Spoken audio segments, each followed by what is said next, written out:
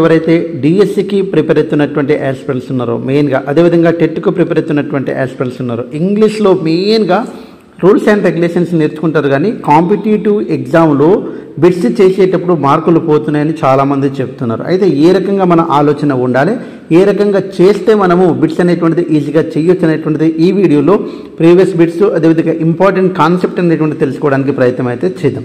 మొదటిసారి వీడియో చూస్తున్నటువంటి యాస్పిరెంట్స్ ఎవరైతే ఉన్నారో మీ నుంచి నేను ఆశించేది ఒక లైక్ మాత్రమే. కాబట్టి తప్పకుండా లైక్ చేస్తారని అదేవిధంగా సబ్స్క్రైబ్ చేసుకుంటారని మనస్ఫూర్తిగా కోరుకుంటూ వీడియోలోకి వెళ్ళిపోదాం.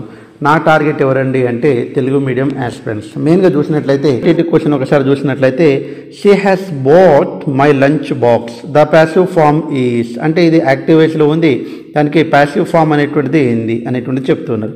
ప్యాసివ్ ఫామ్లో మనకు దాదాపుగా ఏదైతే మనకు ఆబ్జెక్ట్ ఉంటుందో అది సబ్జెక్టుగా మారుతుంది. చూడండి ఇక్కడ చూసినట్లయితే షీ హ్యాస్ బాట్ అనేటువంటిది ఉంది. ఇది మనకు టెన్స్ గుర్తుపట్టాలండి. ఫస్ట్ ఏ టెన్స్ అండి? ఇది ప్రజెంట్ పర్ఫెక్ట్ టెన్స్. కాబట్టి ప్రజెంట్ పర్ఫెక్ట్ టెన్స్లో వాడినటువంటి హ్యాస్ అనేటువంటిది హెల్పింగ్ వర్బ్తో పాటు హ్యాస్ బీన్ అనేటువంటిది వాడాలండి. ఫస్ట్ మనం ఇక్కడ లంచ్ బాక్స్ అనేటువంటిది ఆబ్జెక్ట్లో ఉన్నటువంటిది సబ్జెక్ట్ ప్లేస్లో వస్తుంది. My lunch box, my lunch box, my lunch box, my lunch box. తర్వాత ఇక్కడ హ్యాస్ వచ్చింది కాబట్టి హ్యాస్ బీన్ రావాలండి. ఇక్కడ హ్యావ్ బీన్ వచ్చింది కాబట్టి ఇది రాంగ్ అండి. హ్యాడ్ బీన్ వచ్చింది రాంగ్ అండి. హ్యాస్ బీన్ వచ్చింది, ఈజ్ అనేటువంటిది వచ్చింది కాబట్టి ఇది రాంగ్. కాబట్టి ఆన్సర్ ఏమవుతుందండి? 132C అనేటువంటిది ఆన్సర్ అవుతుంది. తర్వాత V3 ఉందా అంటే అన్నిట్లో సేమ్ ఉందండి, కాకపోతే ఒకటి చేంజ్ ఉంది. హెల్పింగ్ వర్బ్ వాడే దగ్గర మాత్రము హ్యాస్ బీన్ అనేటువంటిది ఉంది. కాబట్టి 132 answer, third one answer C అనేటువంటిది ఆన్సర్ అవుతుంది. ఈజీ అండి. యాక్టివైజ్ నుంచి ప్యాసివైజ్, ప్యాసివైజ్ నుంచి యాక్టివైజ్ ఎగ్జామ్లో కంపల్సరీ బిట్టు ఈజీగా మనం ఐడెంటిఫై చేయవచ్చండి. ఏ టెన్స్ ఆధారంగా హెల్పింగ్ వర్బ్ మారుతుంది అనేటువంటిది గ్రహిస్తే ఈజీగా ఆన్సర్స్ అయితే చేయొచ్చు. ఇందులో మనకు డైరెక్ట్ ఇండైరెక్ట్ స్పీచ్ సంబంధించినటువంటి బిట్స్ కూడా ఉంటాయి. ఒకసారి అవన్నీ కూడా చూడడానికి ప్రయత్నం అయితే చేద్దామండి. 133 question, what kind of disease does he అనేటువంటిది వాడిండు. డస్ హీ అనేటువంటిది వాడిండు అంటే ఇక్కడ డస్ వాడిండు అంటే అర్థం ఏంటండి? క్వశ్చన్ ఇక్కడ సింపుల్ ప్రజెంట్ టెన్స్లో డస్ వాడిండు, తర్వాత హీ వాడిండు, తర్వాత వర్బ్ వన్ అనేటువంటిది వాడాలి కామన్గా.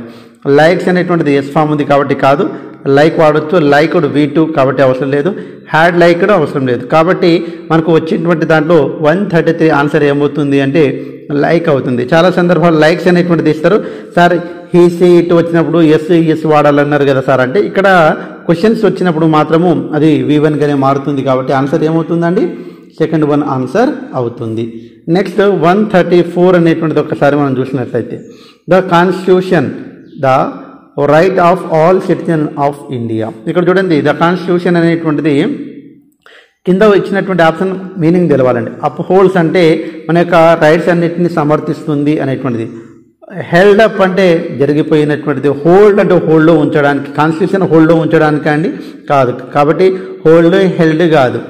తర్వాత హెల్డ్ అప్, తర్వాత అప్ హోల్డ్స్ అంటే సమర్థించడం. The constitution upholds the right of all citizens of India. కాబట్టి ఫస్ట్ వన్ ఆన్సర్ అవుతుంది. ఇది మీనింగ్ పైన ఆధారపడి ఉంటుందండి. కాబట్టి మీనింగ్ తెలిస్తేనే ఈజీగా ఆన్సర్స్ చేయొచ్చండి. నెక్స్ట్ 135 చూసినట్లయితే ideas a new batch next week అనేటువంటిది ఏ టెన్స్కి సంబంధించినటువంటి కీవర్డ్ అండి? మనకు తెలుసు ఇది ఫ్యూచర్ టెన్స్లో ఏ టెన్స్కి సంబంధించిందండి? Simple future. కాబట్టి సింపుల్ ఫ్యూచర్ టెన్స్కి సంబంధించినటువంటి స్ట్రక్చర్ ప్రకారం ఉండాలి. ఐ ఇచ్చాడండి. ఐ తర్వాత సింపుల్ ఫ్యూచర్ టెన్స్కు విల్ లేకుంటే షెల్, తర్వాత V1 అనేటువంటిది ఉండాలి మనకు స్ట్రక్చర్లో. ఇక్కడ స్టార్ట్స్ అనేటువంటిది, స్టార్టెడ్ అనేటువంటిది, షెల్ అనేటువంటిది. ఐకి షెల్ వాడవచ్చండి. ఇక్కడ హ్యావ్. కాబట్టి ఆన్సర్ ఏమవుతుందంటే ఈజీగా సి ఆన్సర్ అవుతుంది. అంటే ఇక్కడ ఇచ్చినటువంటి టెన్స్ స్ట్రక్చర్ తెలిస్తే ఈజీగా అయితే ఆన్సర్స్ అయితే చేయొచ్చండి. కాబట్టి ఈ రకంగా అనేక బిట్స్ అయితే చేసుకుంటూ పోయినాం. ఇంతకుముందు కూడా మనం ఎగ్జామ్స్ రాసామండి. ఆ ఎగ్జామ్స్ అనేటువంటిది తప్పకుండా ఇలాంటి బిట్స్ అడుగుతూ ఉన్నాడు కాబట్టి చాలా జాగ్రత్తగా గమనించండి. 136 open the door find the passive form. చూడండి చాలా ఇంపార్టెంట్, గతంలో కూడా అడిగినటువంటి బిట్ అండి. ఓపెన్ ద డోర్ అంటే సబ్జెక్ట్ లెస్ సెంటెన్సెస్ ఏవైతే ఉంటాయో వాటిని మనము ఏమంటామండి అంటే మనకు ప్యాసివ్ ఫామ్ మార్చేటప్పుడు లెట్ తోటి స్టార్ట్ అవుతుంది. చూడండి ఇక్కడ లెట్ తోటి స్టార్ట్ అయింది. లెట్, ఇక్కడ చూడండి లెట్, ఇక్కడ చూడండి లెట్, ఇక్కడ చూడండి ద డోర్ అన్నాడు కాబట్టి ఇది ఆన్సర్ కాదు. సబ్జెక్ట్ లెస్ సెంటెన్స్ లెట్ తోటి స్టార్ట్ కావాలి కాబట్టి 3 వాక్యాలు ప్రారంభమైంది. అయితే ఓపెన్ అనేటువంటిది V1, కానీ V3 వాడాలి కదా, ఓపెన్డ్ ఉంది, ఇక్కడ ఏముందంటే ఓపెన్. కాబట్టి ఇక్కడ V3 ఉంది కాబట్టి ఆన్సర్ ఇది కావాలి. కంపల్సరీ ప్యాసివ్ ఫామ్లో V3 ఉండాలి. అంటే సింపుల్గా ఏంటంటే ఈ రెండు తీసేస్తాం. ఓపెన్ అనేటువంటిది V1 ఉంది, ఇక్కడ ఓపెన్ అనేటువంటిది V1 ఉంది కాబట్టి డైరెక్ట్ ఆన్సర్ ఏం చేయొచ్చు, 136 డి ఆన్సర్ చేయొచ్చు.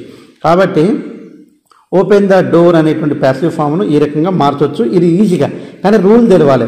సబ్జెక్ట్ లెస్ సెంటెన్సెస్ను తప్పకుండా మనం లెట్ తోటి ప్రారంభించాలి. అదేవిధంగా సబ్జెక్ట్ ఆబ్జెక్ట్ను సబ్జెక్టుగా మార్చుకోవాలి. డోర్ అనే తర్వాత బి అనేటువంటిది చేర్చుకోవాలి, తర్వాత మనము V3 చేర్చాలి అనేటువంటిది తెలవాలి. ఇది రూల్ ప్రకారం. కానీ మనం ఇలా ఆప్షన్స్ ఇస్తారు కాబట్టి ఈజీగా అయితే V3 ఉందా లెఫ్ట్ ఉందా అనేటువంటిది చూసుకుంటే ఆన్సర్ వచ్చేస్తుందండి. కాబట్టి యాక్టివైజ్ ప్యాసివైజ్ ఐడెంటిఫై చేయడం చాలా ఈజీ అండి ఎగ్జామినేషన్ పాయింట్ ఆఫ్ వ్యూలో. నెక్స్ట్ 137 చూసినట్లయితే one of my family members in the USA presently. Presently అనేటువంటిది కీవర్డ్ ఏ టెన్స్కు, ప్రజెంట్ కంటిన్యూస్ టెన్స్ అండి. ప్రజెంట్ కంటిన్యూస్ టెన్స్ కాబట్టి ఇందులో presently, now, look, don't disturb అనేటువంటిది ఉంటాయి కీవర్డ్స్, మనందరికీ తెలుసు. దీని స్ట్రక్చర్ ప్రకారం subject plus am, is, are plus verb 1 plus ING form ఉండాలండి. ఇక్కడ చూడండి ఐఎన్జీ ఫామ్ ఉంది, ఐఎన్జీ ఫామ్ ఉంది, ఐఎన్జీ ఫామ్ లేదు కాబట్టి తీసేస్తున్నాం, ఐఎన్జీ ఫామ్ లేదు కాబట్టి తీసేస్తున్నాం. Are working, is working. సింపుల్గా అండి one of my family members అంటే ఇక్కడ వన్ ఆఫ్ తోటి ఏదైనా వాక్యం ప్రారంభమైతే అక్కడ సబ్జెక్ట్ అనేటువంటిది సింగులర్గా తీసుకోవాలి. ఇది రూల్ అండి. సింగులర్గా తీసుకోవాలన్నప్పుడు ఆర్ వస్తుందా ఈజ్ వస్తుందా, సింపుల్గా ఈజ్ వస్తుంది. కాబట్టి ఆన్సర్ ఏమవుతుందండి, బి ఆన్సర్ అవుతుంది. కాబట్టి one of my family members అంటే ఇక్కడ ఎస్ ఉంది కాబట్టి ప్లూరల్గా తీసుకోవడానికి అవకాశం ఉంటుంది. ఎగ్జామ్లో కూడా ఇక్కడ ఆర్ అనేటువంటిది ఇవ్వడానికి అవకాశం ఉంటుంది, దానికి ఆన్సర్ చేయడానికి అవకాశం ఉంటుంది, మార్కులు పోవడానికి అవకాశం ఉంటుంది. కాబట్టి గమనించాలి. ఇలాంటి బిట్స్ అనేకమైనటువంటిది నేను ఇంతకుముందు కరెక్షన్ ఆఫ్ సెంటెన్సెస్లో చేశానండి, వాటిని చేయడానికి ప్రయత్నం అయితే చేయండి ఒకసారి. నెక్స్ట్ 138 చూసినట్లయితే what is the feminine gender of boy scout. Scout అనేటువంటి దానికి అంటే దీనికి ఆపోజిట్లో ఎవరు ఉంటారండి, బాయ్కి గర్ల్. స్ప్రింటర్ అంటే రన్నింగ్ చేసే వాళ్ళను మనకు అవసరం లేదండి, లేడీ స్కౌట్. చూడండి లేడీ స్కౌట్ అంటారా లేకుంటే లేడీ గైడ్ అంటారా, గర్ల్ స్కౌట్ అనేటువంటిది అంటారా. ఇక్కడ చూడండి బాయ్ స్కౌట్ అన్నప్పుడు గర్ల్ స్కౌట్ అని చెప్తారని మరి అనుకుంటారు, కానీ కాదండి. ఏమంటారండి అంటే గర్ల్స్ గైడ్ అనేటువంటిది అంటారు. గర్ల్ గైడ్ అనేటువంటిది కరెక్ట్ ఆన్సర్ అండి. కాబట్టి ఇలాంటివి చాలా జాగ్రత్తగా ఉండాలి. నౌన్లో సింగులర్ ప్లూరల్ దానికి ఫిమినైన్ జెండరు, అదేవిధంగా మస్కులైన్ జెండరు అనేటువంటిది మనం ఏ రకంగా ఉంటుంది అనేటువంటిది అన్ని నేర్చుకున్నామండి. ఒక్కసారి అవి చూస్తే అర్థమవుతుంది.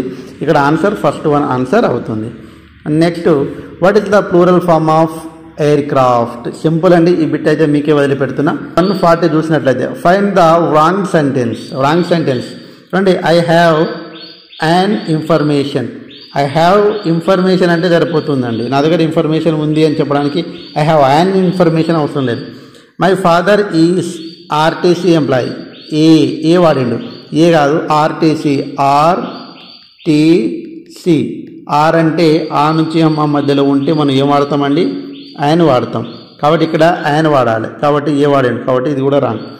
The English is as an easy long. చూడండి యాన్ ఈజీ కరెక్ట్ ఏంటి, కానీ ఇంగ్లీష్ ముందు దాని ఆర్టికల్ను ఉపయోగించారు. భాషల ముందు ఎలాంటి ఆర్టికల్ను ఉపయోగించరాదు. కాబట్టి ఆన్సర్ ఏమవుతుంది, ఆల్ ది అబోవ్ ఆన్సర్ అవుతుంది. చాలా ఈజీ బిట్ అండి. నెక్స్ట్ 141 చూసినట్లయితే he said to Surekha where are you going. Where are you going, find the indirect speech. చూడండి వేర్ ఆర్ యూ గోయింగ్. చూడండి ఇక్కడ he told Surekha, he asked Surekha, he enquired Surekha, he said to Surekha, he said to Surekha. ఇక్కడ ఏముందండి, కామన్గా question ఉంది. ఎప్పుడైనా question ఉంటే ఇక్కడ ఏం చేస్తామండి, ఆస్క్డ్ అని చెప్తామండి. కాబట్టి ఇక్కడ చూడండి ఆస్క్డ్ అనేటువంటి దానిపైన ఒకటి మార్చిండండి. హీ టోల్డ్ కాదండి, హీ ఆస్క్డ్, బి వచ్చింది. ఎంక్వైర్డ్ కాదండి, తర్వాత సెడ్ టు కాదు. కాబట్టి డైరెక్ట్ ఆన్సర్ చేయొచ్చండి. He asked Surekha where she was going అనేటువంటిది సెకండ్ వన్ ఆన్సర్ అవుతుంది. డైరెక్ట్ స్పీచ్, ఇండైరెక్ట్ స్పీచ్ ఇలాంటి కొన్ని టెక్నిక్స్ తోటి మనం చేస్తే ఈజీగా ఆన్సర్స్ అయితే చేయొచ్చు. ఈ రకంగా చూడండి వేర్ ఆర్ యూ గోయింగ్ అనేటువంటి దానికి మనం కామన్గా ఇట్లా అనుకుంటాం, కానీ ఇక్కడ క్వశ్చన్ ఉంది. ఆ క్వశ్చన్కి ఆస్క్డ్ అనేటువంటి పదం గుర్తుపెట్టుకుంటే సరిపోతుందండి. సో ఈ రకంగా ఈ వీడియో మీకు నచ్చినట్లయితే తప్పకుండా మీ నుంచి నేను ఆశించేది లైక్ మాత్రమే. ఫ్రీగా వచ్చిందని తక్కువ అంచనా వేయకండి. కావాలంటే గురుకుల అభ్యర్థులు ఇంతకుముందు టెట్ రాసినటువంటి ఆస్పిరెంట్స్ తెలంగాణ వాళ్ళు ఎవరైతే ఉన్నారో వాళ్ళకి అడిగితే తెలుస్తుంది మనం ఏంటో. సో ఏం మిత్రులారా, తప్పకుండా అయితే ఈ వీడియో మీకు యూస్ఫుల్గా ఉంటే దయచేసి కామెంట్ చేయండి, అదేవిధంగా లైక్ చేయండి. మరికొన్ని వీడియోస్ కావాలంటే తప్పకుండా మీ కామెంట్ని బట్టి మరికొన్ని వీడియోస్ చేయడానికి ప్రయత్నం అయితే చేస్తాను. Thanks for watching. All the best. Bye. See you.